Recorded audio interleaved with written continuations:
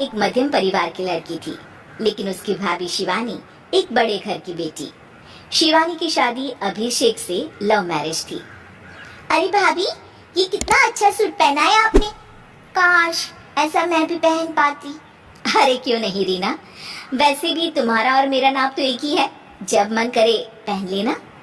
भाभी, आपको आपके पापा ने कितने अच्छे कपड़े गहने दिए हैं। मैं उनकी इकलौती बेटी जो हूँ। बेटी तो मैं भी इकलौती हूँ, लेकिन क्या करे, पापा है नहीं, पता नहीं कैसे होगी मेरी शादी। तभी वहाँ शिवानी की सास आ जाती है। अरे क्यों नहीं करेगा भाई तेरी शादी धूमधाम से, आखिर जिम्मेदारी है तो उसकी। और वो दिन भी आ जाता है जब रीना की शादी तय हो जाती है।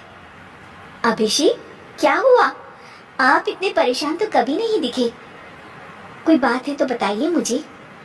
अरे शिवानी, वैसे तो शादी का सारा इंतजाम हो गया है, लेकिन गहनों का रेट तो आसमान छू रहा है।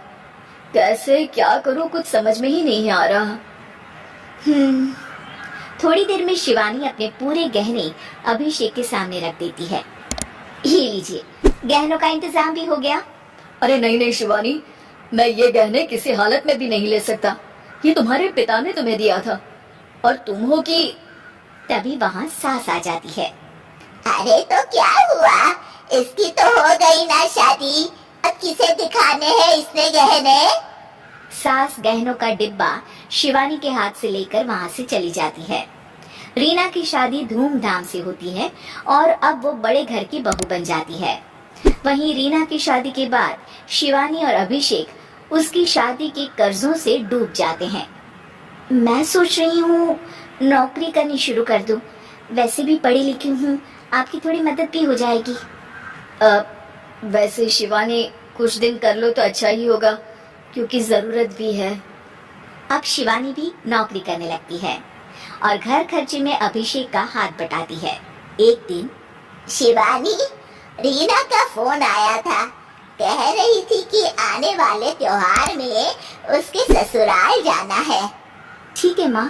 अरे ठीक तो है, लेकिन एक काम कर लेना, उसके सास ससुर से लेकर पूरे खानदान के कपड़े मिठाइयाँ सब ले आना, और हो सके तो रीना के लिए छोटे से कान में पहनने के बूंदे भी।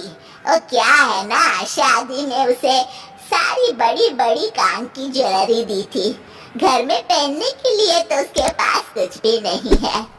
शिवानी सोच में पड़ जाती है कि वो क्या करे, क्योंकि कर्जों और घर के खर्चों के बाद तो पैसे बचते ही नहीं थे। शिवानी फिर अपने पिता को फोन करती है और उनसे पैसे मांगती है।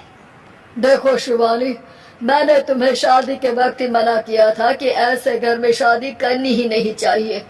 अरे अभिषेक को शर्म आनी चाहिए जो ससुराल से पैसे मंगवा रहा है। शिवानी को पिता की बात पर गुस्सा आ जाता है।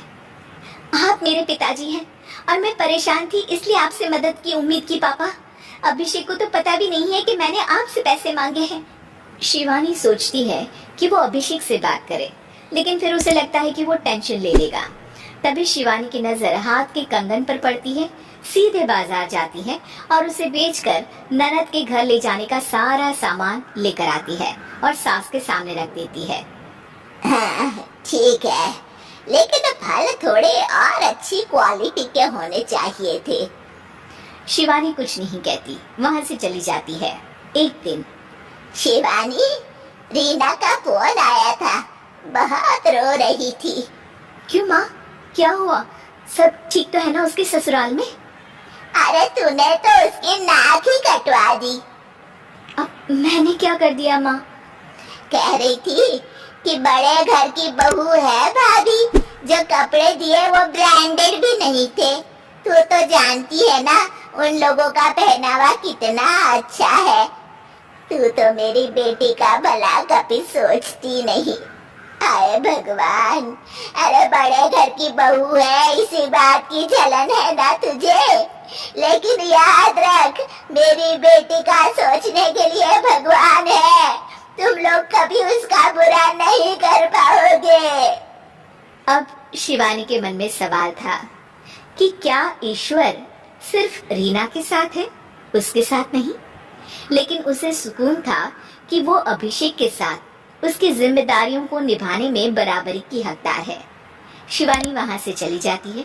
वो सास से कुछ नहीं कहती, क्योंकि अमीर घर की बहू बनकर रीना को भले ही सुकून ना हो, लेकिन गरीब घर की बहू बनकर शिवानी खुश है, क्योंकि खुशी पैसों से नहीं